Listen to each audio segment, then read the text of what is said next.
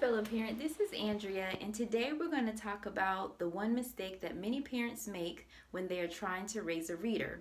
And I'm going to tell you a quick story. So, my son learned to read at a very young age, and I would go to the library with him, and I still do now, and get books. At the beginning, we were getting about 25 books. So, I called my mom and I would tell her about the books that we would get.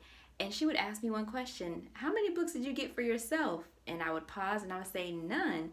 So I was so busy trying to get books for him to read, I wasn't getting any books for me. And so when I started to check out books for myself, I would read during his playtime or read during when we were taking long trips. And he would come up to me sometimes and he would ask, what was I doing? Why was I reading but I wasn't saying any words? And I explained to him that I was reading silently.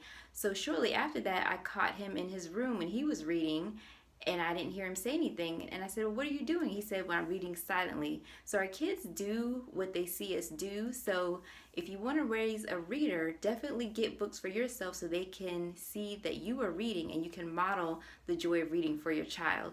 So I hope that helps. If you need more learning tips or you need 3 tips to raise your child's performance in school with less study time, go to soylearning.com. Again, that's soylearning.com.